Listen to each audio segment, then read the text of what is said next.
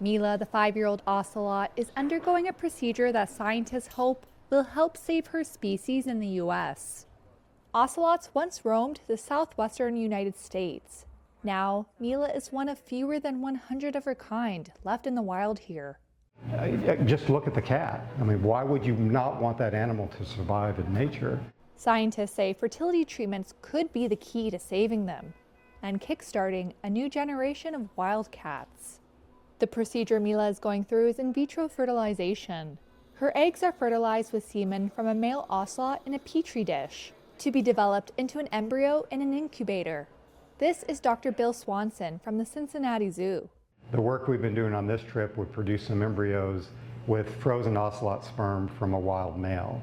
And that'd be the first time we basically had crossed a wild ocelot with one in a zoo population.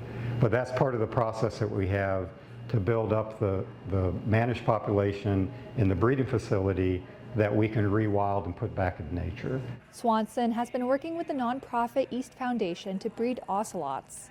But of the 13 artificial inseminations and 4 in vitro fertilization procedures in recent years, none have produced a viable pregnancy, including Mila's. So we're seeing an egg from Mila from her procedure, and we were hopeful that it was fertilized and cleaved, but it did not. That's Dr. Ashley Reeves, a research veterinarian with the East Foundation.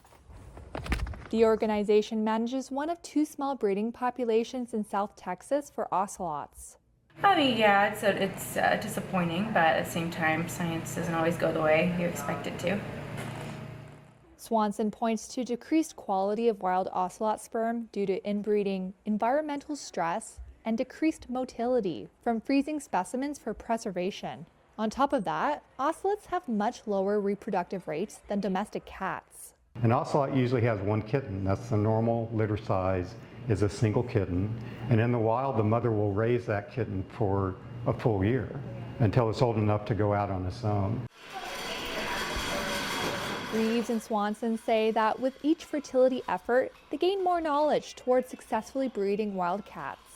Their team will spend the next few months trapping wild male ocelots to collect their sperm before resuming fertility procedures in the fall. It's not just saving the ocelot, it's saving the habitat and the ecosystem where it lives, which supports so many other animals and that provide those services that let people survive on this planet.